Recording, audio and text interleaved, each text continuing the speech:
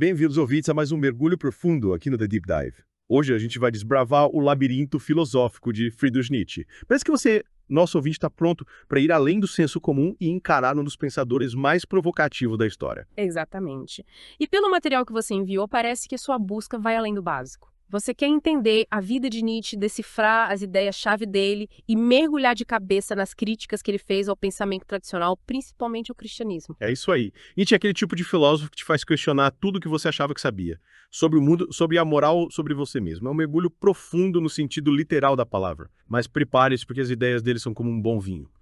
Complexas, desafiadoras e com um toque de polêmica, digamos assim. Sem dúvida. É como se ele pegasse a lupa e focasse nos fundamentos da moral, da religião, da cultura e dissesse: ei, espere um pouco, vocês realmente acreditam nisso tudo? De onde vieram esses valores? E se tudo isso for uma grande ilusão? E aí ele coloca na mesa conceitos como a morte de Deus, a vontade de poder e a figura do super-homem. Só de ouvir esses nomes já dá para ter uma ideia do furacão que Nietzsche causou no mundo das ideias, né? Com certeza. A morte de Deus, por exemplo, é um dos conceitos mais mal interpretados de Nietzsche.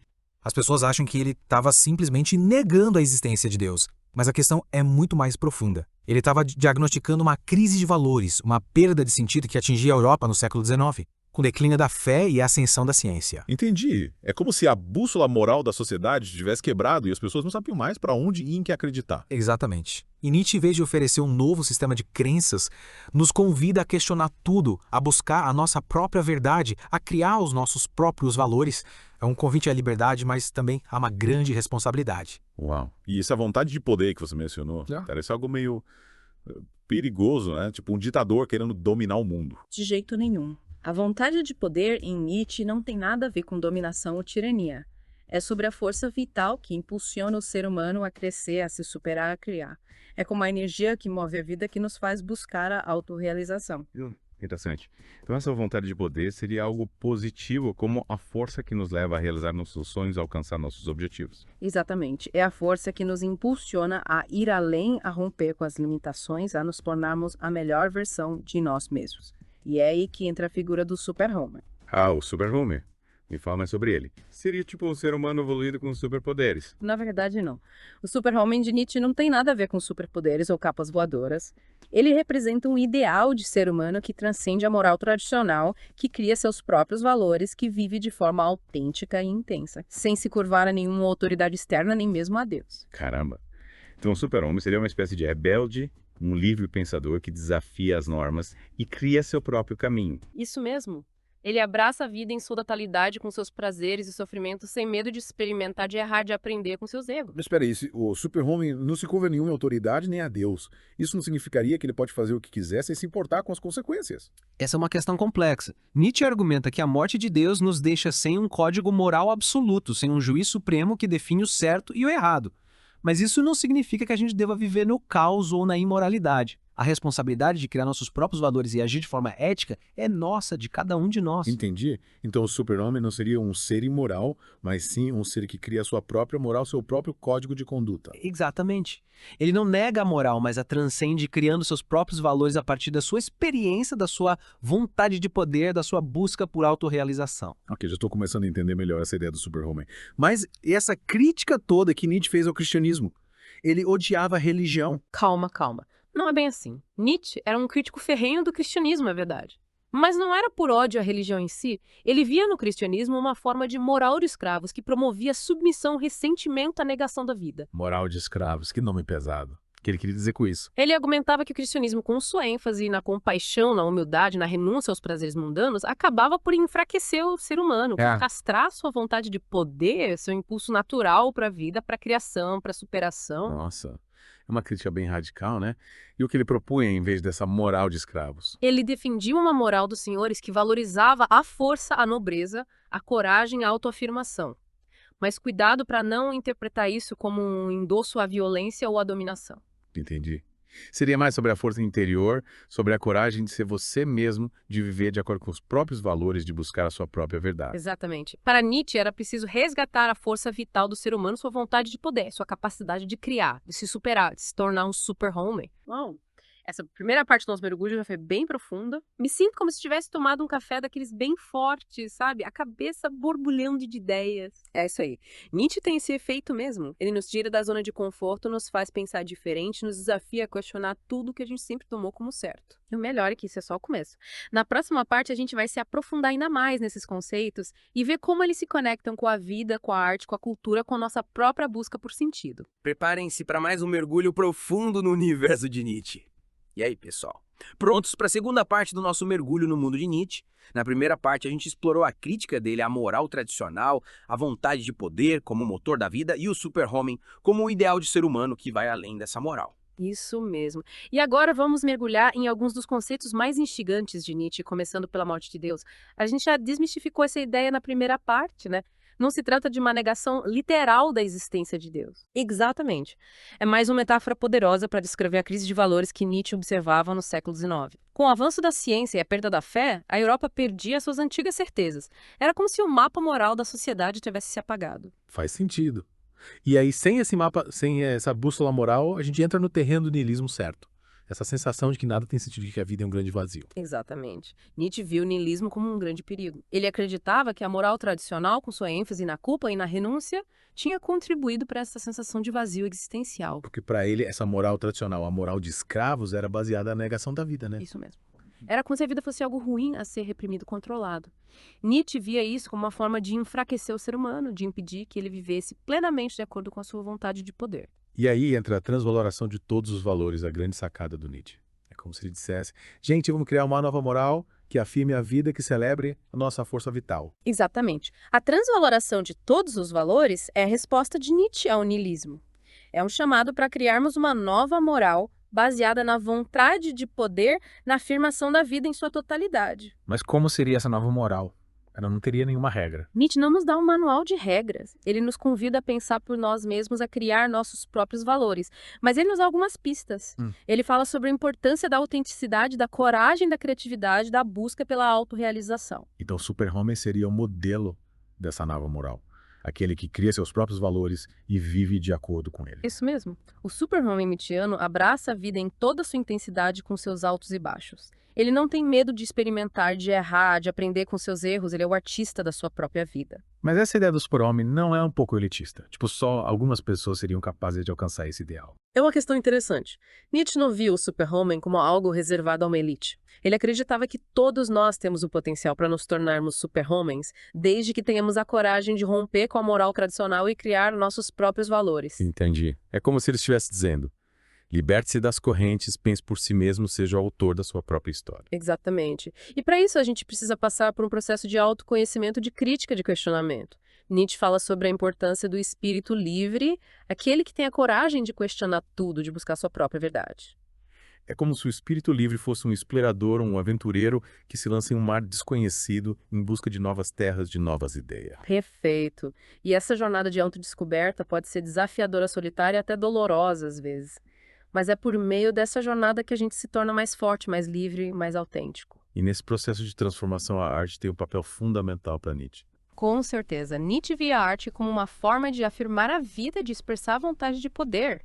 Ele admirava a arte grega, especialmente a tragédia, porque ela conseguia lidar com os aspectos dolorosos da existência sem negar a vida. Mas ele criticava a arte moderna, né? Achava que ela era decadente e niilista. Sim, porque ele sentia que a arte moderna tinha se afastado da força vital da energia criadora.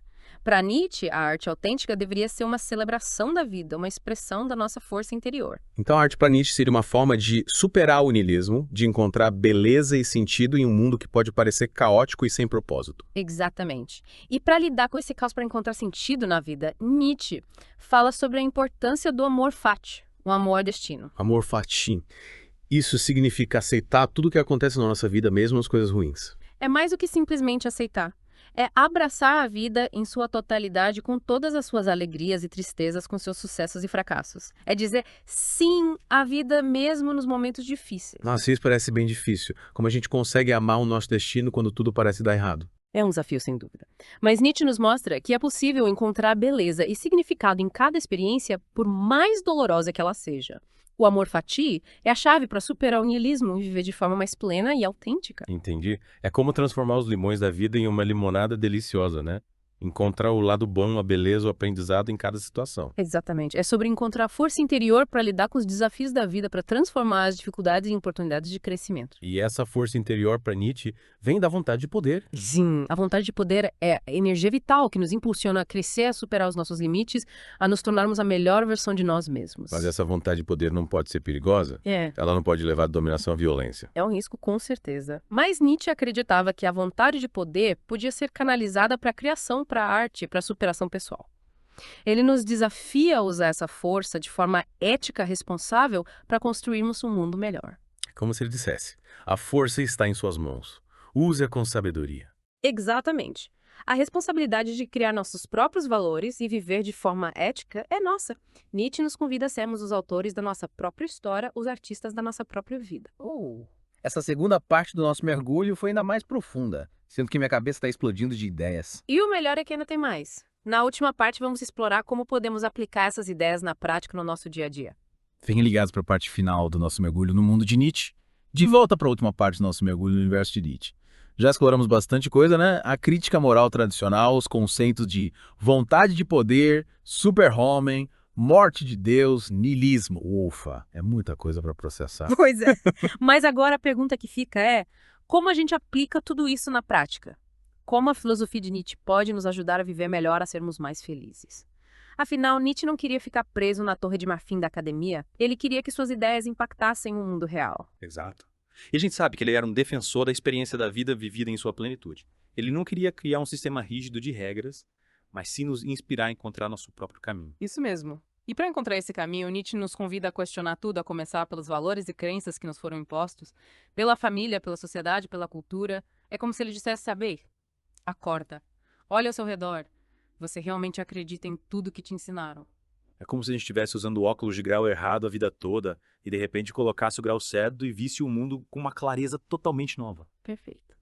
E essa nova visão de mundo pode ser libertadora, mas também assustadora. Afinal, questionar nossas crenças mais profundas pode gerar muita insegurança, muita angústia. É como sair da caverna de Platão, né? Acostumados com as sombras, a luz do sol, pode nos cegar a princípio. Mas é essa luz que nos permite enxergar a realidade com mais clareza. Exatamente.